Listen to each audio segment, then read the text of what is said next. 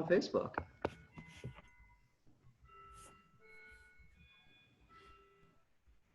It's now just 1800 Pacific time. I hope everyone's had a good day and staying safe.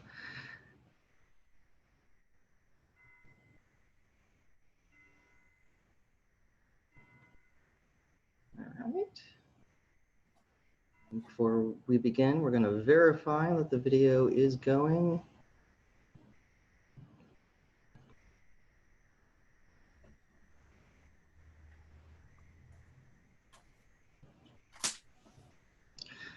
And the video is live on Facebook.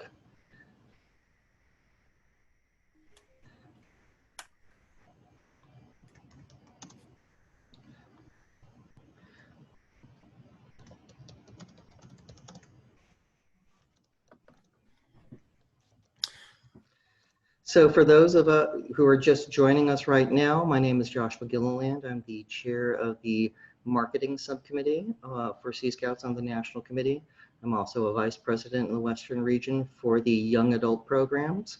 And with us tonight is Doug Love, who is one of the vice commodores in the newly combined Golden Gate Area Council in Northern California. And Doug, how are you this evening?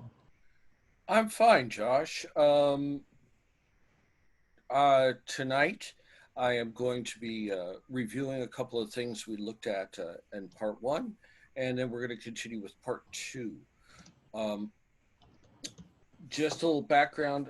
I am one of the vice commodores in Golden Gate Area Council, and actually I am the vice commodore in charge of training. So this is kind of right up my alley, as it were, in my wheelhouse. So we have a lot of material to cover. I would like to get started right away. Take it away, Doug. Great. So piloting and navigation, ordinary requirement, part two. Okay. In part one, which was Monday night, we covered latitude and longitude, compass correction, including variation, deviation, and time, speed, and distance calculation. With that being said, the objectives for tonight, there are four modules left in Ordinary 10, and that's to understand the 24-hour system of telling time and why we use it, to understand Universal Time Coordinated, or UTC, or Zulu time and local time, and convert between one and the other, to understand basic charting procedures and standard symbols and practices, and then finally, to understand how the GPS system, which has become so prevalent today, actually does what it does. So to start off, I'd like to begin with 24-hour time. Now, so why on a boat or a ship or in a maritime area do we do everything in 24-hour time? And there are basically three reasons. One is for clarity and lack of confusion. Two is ease of understanding. And that ties into the third one, that almost every single maritime country outside of the United States, and actually almost every country in the world outside the United States, does everything on the 24-hour time system. If you travel abroad, you will find out that when you're looking at train schedules or airline schedules or anything like that, it's all in 24-hour time. And that's because it alleviates a great deal of confusion. So when you are writing in a logbook, all time is written with 4 digits. So for instance, 1 o'clock a.m. is written as 0100. 1 p.m. would be written as 1300. And here's an error that happens a lot. When you speak and you are telling somebody the time in 24-hour time, you say it's 0100 or it's 1300, not 100 or 1300 hours. And the reason for that is when you say it's 100 hours, you're talking about a length of time. So 100 hours is roughly equivalent to 4 days and 4 hours. If you say we're going to be somewhere at 0, 100, I or anybody else that you're talking to will know that you're going to be there at 1 o'clock in the morning. When you're writing in the 24-hour system, there's no colon between the hours and the minutes. So, for instance, 1:15 in the afternoon would just be written as 13:15. So, why do we do this? Well, it ends the confusion between AM and PM hours, right? And to convert afternoon hours, and this is where people get tripped up into the 24-hour system, it's only necessary to add 12 to the hour so that 1 p.m. becomes 1300, 2 p.m. becomes 1400, and so on. Here I have a little chart for you. So it starts at midnight, which is 0 hour. Then 1 a.m. would be 0100, 7 a.m. would be 07, and then when you get to noon, it becomes 1200. 3 p.m. would be 1500 right now, 4 or 6 p.m. would be 1800. And then at 11 p.m. it goes to 2300.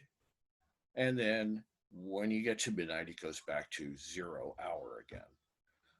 There is no 2400, as it were. It goes up to 2359 and 59 seconds, and then it goes back to 0 every day.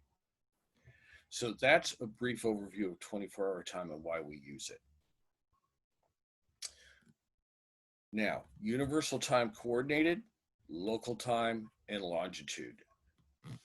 So there's a great deal of confusion about UTC. A lot of people refer to it as Greenwich Mean Time. It's not, although it's very, very close. In the Sea Scout manual, it's referred to as time universal coordinated or something, which it's not. It's universal coordinated time, even though it's, and that's the title it's known by. Now, how do we figure out time? Well, it's very simple. The Earth is a sphere that rotates. It's 360 degrees. So for every hour, the Earth rotates 15 degrees. So when the sun reaches noon, that's noon. And noon is defined as when the sun reaches the highest point above the viewer. Then the Earth rotates 15 degrees, and it's an hour later.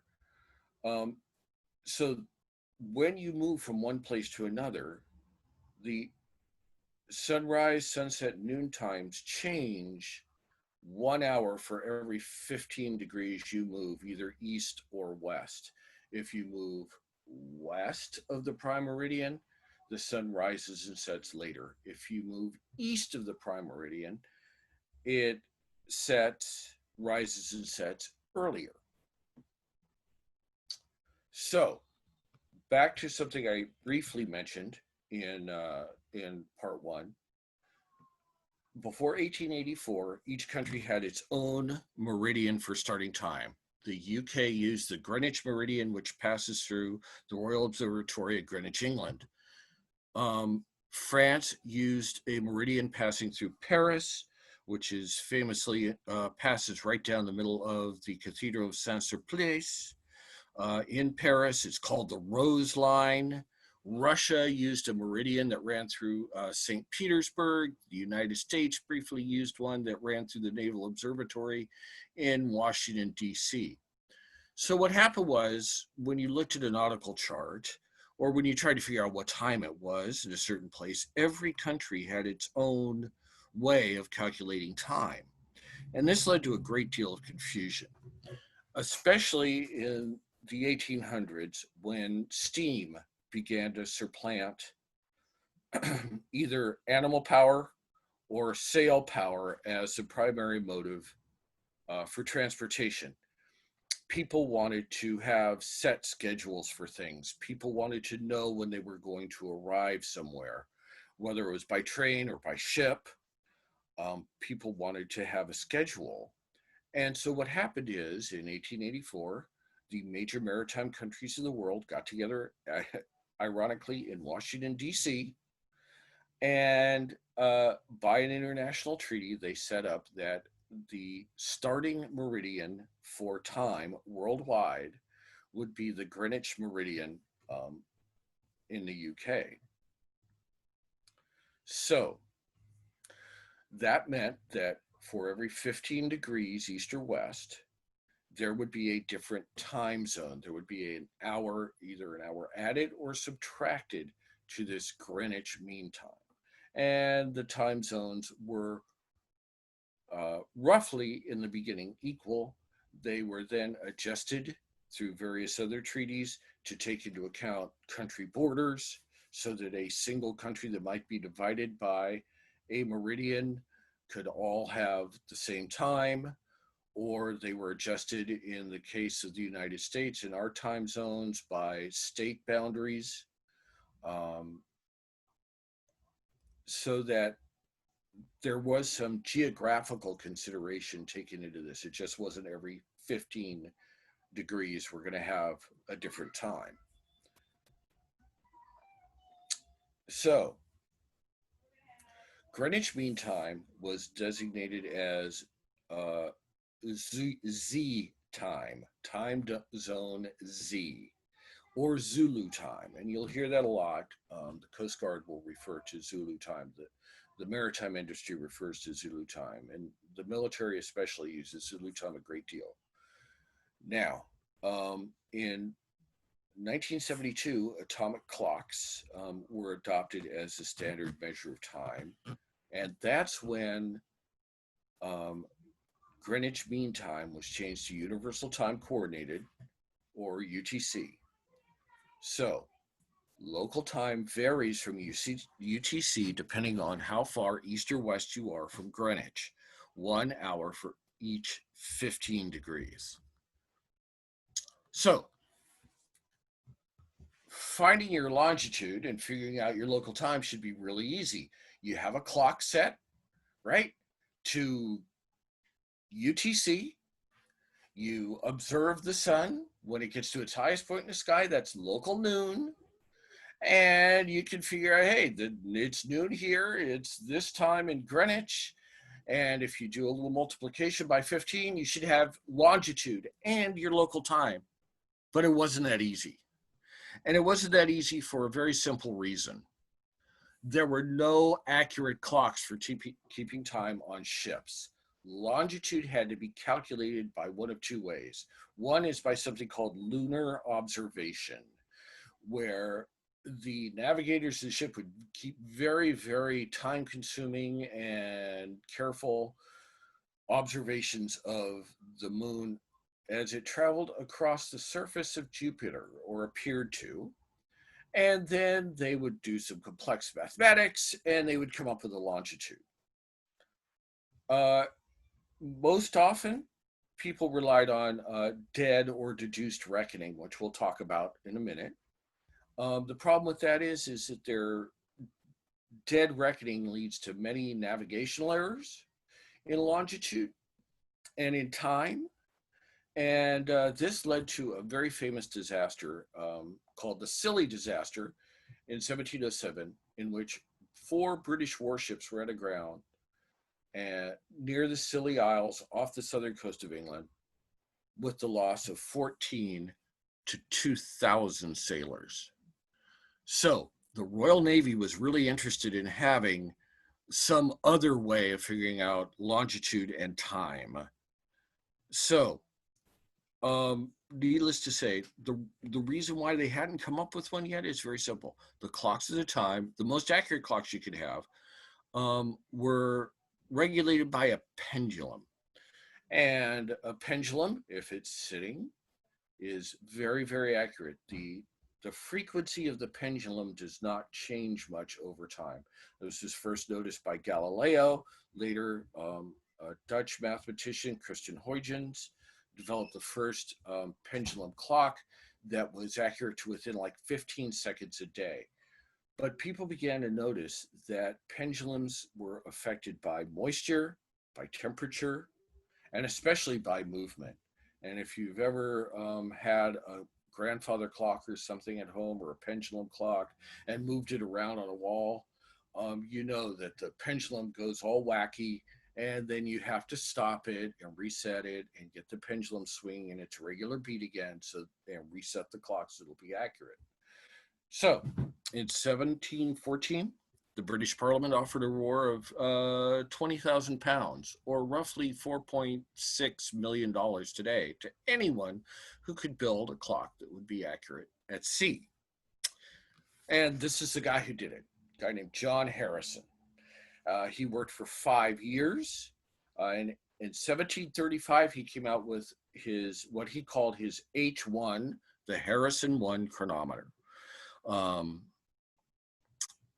Now, this is the Harrison 1. It was extremely accurate. It used a system of counter pendulums, counter springs. The pendulum rods were made out of different materials to account for temperature variations, and it was proven to be highly accurate. But he only had one of them. This is it. It currently resides in the Royal Observatory at Greenwich. It is still running. It still keeps extremely accurate time. And it is very fragile. And as you can see, it's quite large and very expensive to build. So Harrison kept tinkering with his chronometer in order to tell time. To figure out longitude and to figure out what the local time was. So in 1759, he developed this timepiece, which is called the H4, which is 5.5 inches in diameter. It's a clock that is powered by a spring, like a normal clock or wristwatch is today if you have a mechanical wristwatch.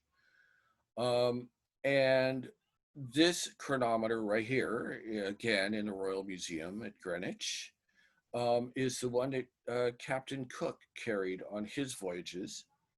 It is accurate to 1 second a month. And you guys are all thinking, oh, well, my phone is more accurate than that. Or I can get a quartz watch for $15. It's more accurate than that. That's true. But in the 1700s, that technology did not yet exist. And to be quite honest, right now, and I just looked this up to make sure I was right tonight, there is a group called COSIC in Switzerland that certifies watches and chronometers. And in order to be certified a chronometer, a watch, whether it's a wristwatch or a pocket watch or a clock, has to be tested in 6 different positions, and it cannot lose more than 4 seconds or gain more than 6 seconds a day. So for Harrison in 1759 to develop this watch here that only was accurate to within 1 second a month was just an amazing technological feat for the time. Now, time zones. And I'm going to be talking about the United States. I apologize for people who may be tuning in from other areas of the world. But in the United States, there are 8 time zones. The most frequently used are Eastern, Central, Mountain, and Pacific, going from east to west. There's also an Atlantic time zone, which a little sliver of Maine and most of Nova Scotia, Canada falls into. There is Alaska time, which covers most of Alaska. There is Hawaiian time for the Sea Scouts out there in Hawaii. In American Samoa, they have Samoan time, and on the island of Guam, they have Chamorro time. Now, what happens is that as you move west, you have to subtract an hour from UTC to get the local time. So if you move east, so for instance, if I'm in London and I'm traveling to say, Moscow, I have to add an hour for every 15 degrees that I travel east from the prime meridian. You also have to subtract when you're doing local time to UTC or UTC to local time. You have to either subtract or add an hour for daylight savings, or as they call it in the UK and in most Commonwealth countries, summertime, if that's applicable. There are places where, like Arizona, which doesn't have daylight savings time. So to convert from local time to UTC, one must add an hour for each 15 degrees west that you are from the prime meridian, and subtract an hour if you're east of the prime meridian. So that you have to, and again, this is much like we were talking with compass. The way to remember this is simply west is best and east is least, right? So if you're going from local time to UTC, you just keep, if you're west, you just add in however many hours per 15 degrees you are. Okay.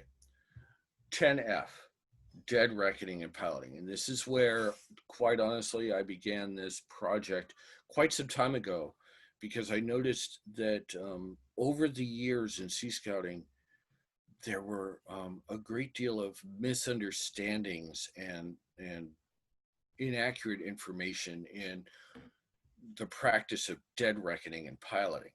So let me start off by saying this. These four symbols are the standard plotting symbols that we use in the United States. A dot or a cross with a circle around it is a fix, a visual fix, an actual fix that's done by some method, either by taking visual bearings or by by using a sextant performing a celestial fix. A triangle is a electronic fix, whether it's by radar or GPS. A half circle on the course line with a dot is a DR, a dead reckoning position, and that is simply following your course for a period of time at a given speed, and then plotting where you think you will be or where you think you are at that point in time. And then finally, an estimated position is always a square. Now, an estimated position, which we will cover under able piloting, is where you are able to maybe not do a fix. You're only able to get one bearing from one object, and where it crosses your course line, you have to put in a DR closest to where the time you think you are, and then you either move a perpendicular line up or down, and that will, depending on where the your line of position that you've gotten from your one bearing, and that will give you an estimated position. And that will allow you to figure out the effects of wind and current on your vessel, which helps you correct your course so that you can get to where you want to be. So, to determine your course, you should always use the compass rose on the chart. Now, there is an exception to this, and I'll talk about that later, and you'll see a demonstration of that. Courses are measured and labeled in true bearings, which are indicated on the outer rings of the compass. Direction is always written on top of your course line. Distance or speed is written underneath the course line. After converting your true course, like we learned about in part 1, to a compass course, you may add the compass course in parentheses above the line. So, rules for plotting. First of all, never plot to a landmark or an aid to navigation. Okay, if you plot to one, here's what's going to happen. You're going to run into it, and bad things are going to happen. When labeling course lines, direction goes on top, distance and speed underneath. When you are getting ready to put in your waypoints, you label them with a waypoint and a number or a letter, so you can have waypoint A, waypoint B, waypoint C, or waypoint 1, 2, 3, or 4. If you're beginning your first waypoint where you're leaving, you write in your estimated your time of departure. At the end of the course, you'll have another waypoint, which will be the end, and that's where you will put your estimated time of arrival. Courses should be labeled in degrees true to the nearest whole degree. Courses should be measured to the nearest 1/10 of a nautical mile, and times should be plus or minus 5 minutes. Okay?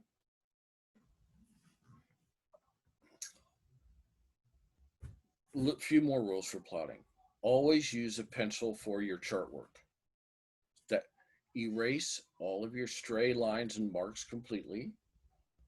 All log and dead reckoning table entries should be done in blue or black ink. When I'm drawing out course lines on a chart, I use a 5 millimeter, 0.5 millimeter number 2 mechanical pencil and a white drafting eraser for chart work. And because that gives you a fine, consistent line, and the white eraser erases any stray marks you may have made without basically erasing the information on the chart or rubbing a hole through the chart. So this is an example of a course line that's labeled. So you can see that the person who did this, their point A here at 0800, that's where they began their journey. You can see their course up is labeled right here, course. Their speed, their assumed speed is underneath, and you can see at 0900 they put in a dead reckoning.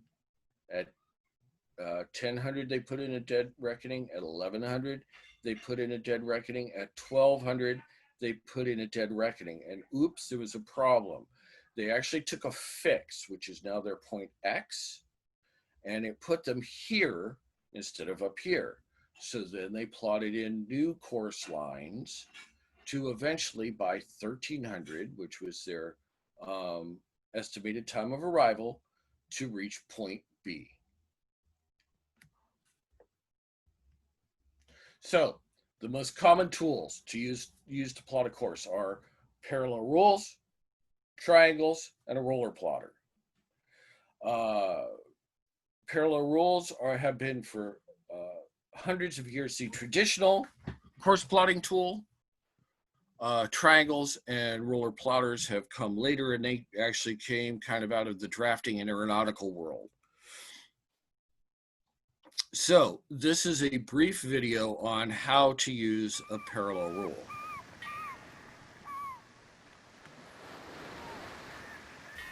To determine the direction of a planned course, first draw the course on a chart. Place the parallel ruler next to the line and walk the ruler to the nearest compass rose.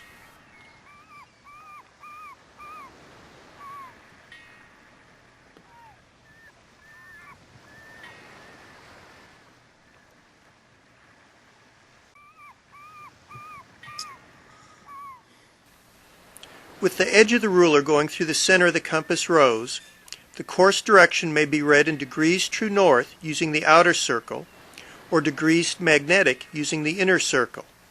The difference between the two is called magnetic variation. In this example, the course heading is 320 degrees true as read from the outer circle, or 301 degrees magnetic, as read from the inner circle.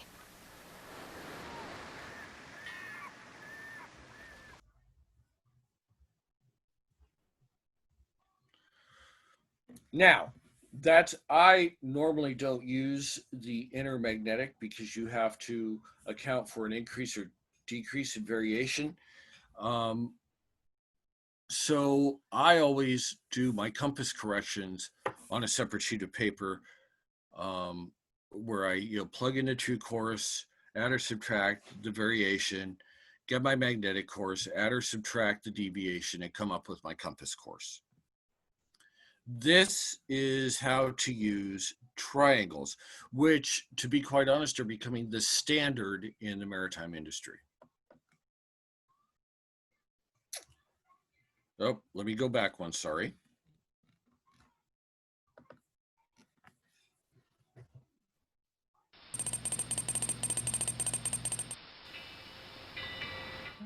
So let's talk about another tool we can use. We can use the parallel rules. And once again, we're going to leave from our position outside of Waltham Point, and we're going to head to Brantford Reef Light. We're going to line the two up. We would draw our line, and then we're going to take the parallel rulers and we're going to slide them down to the center of the compass rose. It doesn't matter which side because they're straight edges. We line up the center of the compass rose with our straight edge, and we draw our mark out on the outer ring, and we find out 82 degrees true. That's using the parallel rule. Now let's talk about how we're going to use the triangles to find our position on the compass rose. We're going to take our triangle, the straight edge of our triangle, we'll use the long edge in this case, and we're going to line it up with our position and our destination, which happens to be this Brantford Reef Light. And now, in order to get this triangle down to the compass rose, we can take another triangle, put it alongside, and slide the triangle down until the center reaches the center of the compass rose, which happens to be right there. And then we can switch the triangle and slide our triangle across. And now we're lined up with the center of the compass rose and our mark on the outer edge of the circle and 82 degrees. So that's using triangles. Whichever you are most comfortable with is the best tool to use.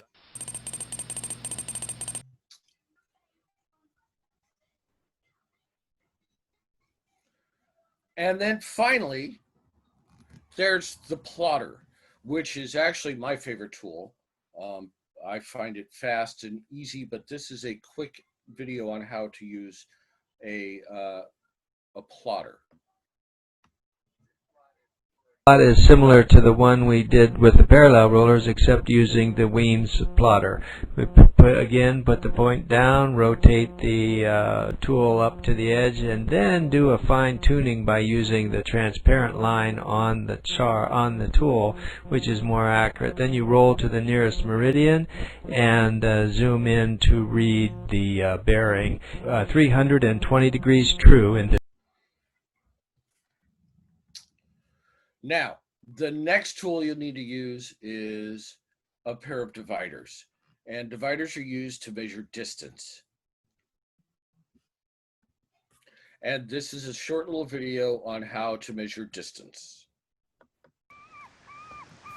The dividers are first adjusted to a width of 1 nautical mile as measured from the chart's vertical latitude scale next to the charted track.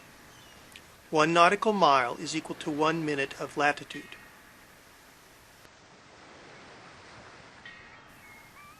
The dividers are then walked down the length of the charted track. A total of 6 miles are Hey, walked Doug, off. could you explain what we're watching? I thought I did, Josh. I'll explain in a moment when it's done. At the end, a partial mile is present. The dividers are readjusted to measure this partial mile.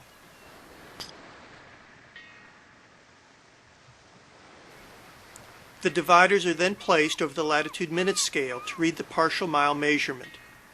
In this example, the chart has minutes divided into tenths, and 3/10 of a mile are added to the 6 nautical miles previously measured. So this video you just saw is an example of how to measure distance on a chart using dividers. They're using a chart in which you have the latitude scale off on the side of the chart. As previously mentioned in part 1, 1 minute of latitude is equal to a nautical mile. So you set the dividers so that they're exactly 1 minute of longitude apart. You walk them along the course line, and you count how many full nautical miles there are. When you get to the end, if there's a portion left over, you then adjust the points of the dividers to that portion that's left over, go back to the longitude scale, and that will give you the tenths of a nautical mile that are left. So what I have here is one of the requirements for doing the dead reckoning and plotting is to come up with a dead reckoning table.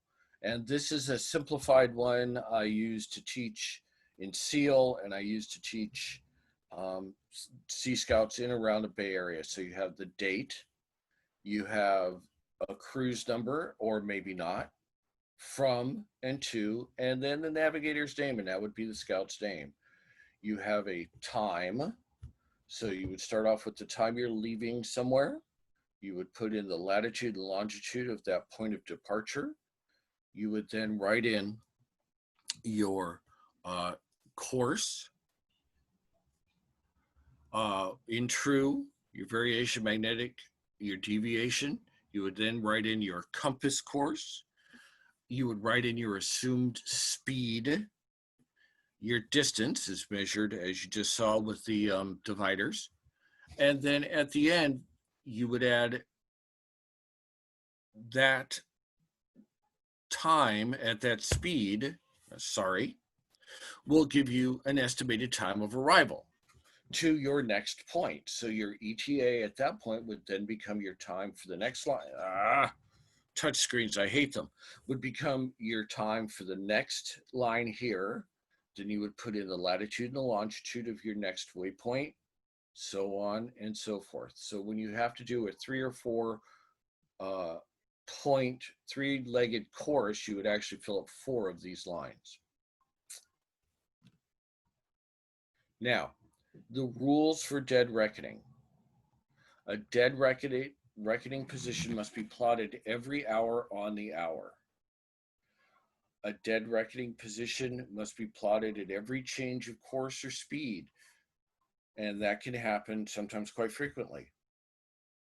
A dead reckoning position must be plotted after every fix or running fix, and we'll talk about fixes or running fixes in the able portion of this.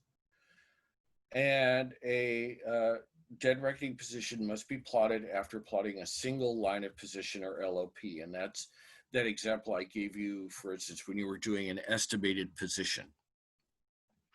In order to pass this portion of the requirement, latitude and longitude must be to the nearest tenth of a minute.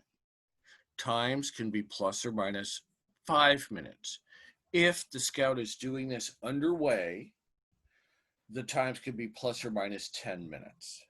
And that's to make up for wind, set, drift, current, and unforeseen circumstances. Now, GPS. So let me start by saying this. GPS has made navigation extremely simple. But there are some limitations to GPS, and we'll get to those in a minute. But first of all, the scout has to be able to demonstrate an understanding of the GPS system. So GPS stands for Global Positioning System. It is a satellite navigation system that was created jointly by the United States Navy and Air Force. The system consists of a constellation of 24 satellites in geosynchronous orbit around the Earth. And what that means is those satellites rotate at the same speed as the Earth does, so that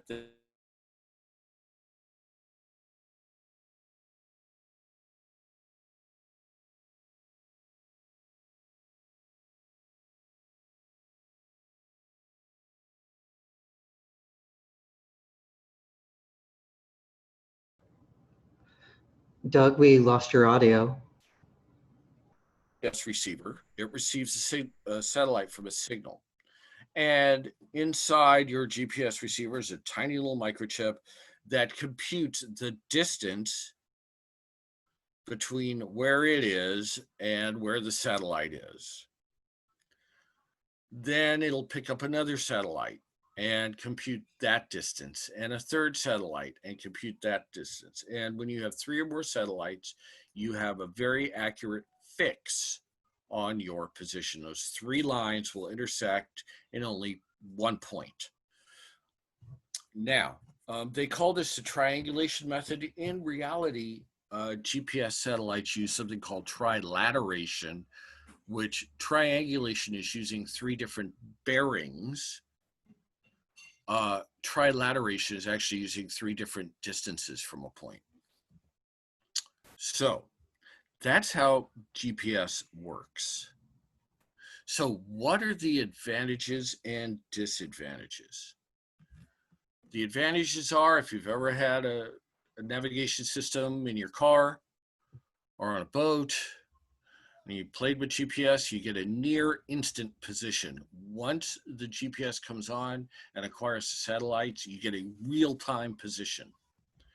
You have an accuracy right now of 5 meters, 16.5 feet. That is repeatable, meaning that you can go on a journey and come back and you'll be within 16.5 feet of any point along that journey.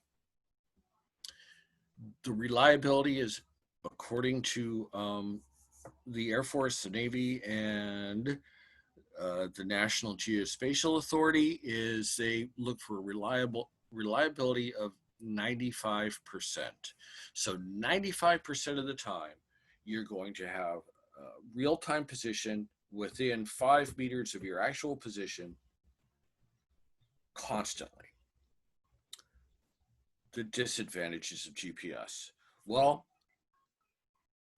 weather, solar flares, and atmospheric conditions can affect the accuracy and the strength of the signals that you'll receive. So you may not be able to get instantly 3 satellites. You may only get 2, and then your error becomes much larger. Signals can be turned off and turned on by the US military. As a matter of fact, until recently, the accuracy of a GPS fix was roughly 200 meters. And the FAA got together with the National Geospatial Authority and the Air Force and the Navy and said, hey, we want to use GPS for planes, but we need to have the accuracy much tighter. So they began to turn on extra signals that made GPS much more accurate than it was before. And finally, the disadvantage of GPS and solely relying on GPS is electronics fail on a boat. Saltwater and electronics don't mix. On my boat, we have a saying that all the electronics on the boat run on electricity and smoke. That inside every single one of those little boxes is magical smoke that makes the electronic device work. It takes the electricity and makes the radio, the GPS receiver, the radar, whatever it is, work. And if something should happen and you let the smoke out of the box, the electronic device quits working. And that's kind of a fun little oversimplification, but the fact is that quite often electronics fail on boats. Batteries die. Electronic devices get wet, and they'll fail. And the problem is they'll fail right when you need them the most, when you're most dependent on them, usually. So, in order to pass this part of the ordinary requirement, your scout must enter a minimum of 3 waypoints in a GPS receiver commonly used by their vessel and navigate to them while keeping a proper log of the journey. There are hundreds of Sea Scout vessels out there. all using different GPS receivers. The big ones here in the United States are Furuno, Garmin, Magellan to some degree, Delorme, and all of them use a different interface to enter waypoints into the receiver. So you have to work with your individual ship's lead and unit leaders in order to complete this requirement, because I have no idea what sort of GPS receiver you may have on your vessel. This can also be done on paddlecraft by using a handheld GPS like a Garmin eTrex or some other handheld GPS and completing the route. For that, especially for paddlecraft, since you're not using nautical charts, you can take the latitude and longitude from topographical maps and use those to enter into your handheld GPS. Please don't use the GPS on your phone. I mean, it'll give you an accurate idea of where you are at that point in time, but it really doesn't have the ability to add waypoints and navigate to them.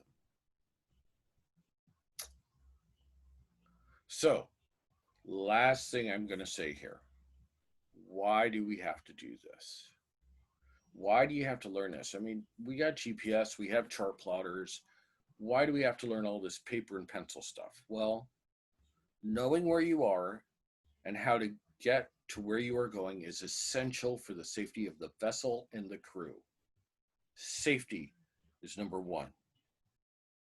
Second, in an emergency, being able to tell the U.S. Coast Guard or the Canadian Coast Guard if you're in Canada, or the local maritime law authorities, where you are in an emergency can save the vessel and, more importantly, save human life. Here in the United States, it's required by federal law to keep a log and to have some sort of course written in the log. Fourth thing, knowing your position makes a cruise much more efficient and less costly in terms of fuel, food, and time. If you know where you are and you know where you're going, and you've plotted out the best route you can plot, you will find that you're not wasting a bunch of time wandering out there on the water somewhere. You know where you are and where you're going and how to get there. And then finally, for me, I know for a bunch of people who practice piloting navigation, there is this unique feeling of satisfaction, right? An accomplishment when you navigate a planned route and it all works out. When someone says, hey, what time are we going to pass under the Golden Gate Bridge? And I tell them, okay, we're going to pass under the Golden Gate Bridge at 23:45. And at 23:44, we're passing underneath the Golden Gate Bridge. It's within a minute. It's like this great feeling of accomplishment. It's like I'm a time lord. I have mastered time and space. I can predict where we're going to be and when we're going to be there. And that's a great feeling. The first time you do it, the 100th time you do it. So this is why we actually teach this and why it's a requirement to pass ordinary. And with that, I'm going to turn this over to Josh and see if there are any questions I can answer in the roughly 10 or 15 minutes we have left. Fantastic. Thank you, Doug. If you have a question, please type it into the Q&A tool that we have, and we'll do our best to answer them. So we covered a lot of material, and piloting is radically important. And you know, a lot of people are intimidated by it, and that's okay. That's why we're doing this as a webinar, to help people understand how piloting works. So if you have a question, please type it in, and we'll keep this open for a minute or two while people, if they need to think of one, go right ahead. There are several great books about the race to find longitude and how that enabled the British Navy and Great Britain to rule the waves, as the phrase was, because they were the first to figure it out, which allowed them to navigate the Atlantic. And lots happened because of that. Also, very quickly, I just threw up the actual absolute final slide, which it lists a couple of online resources.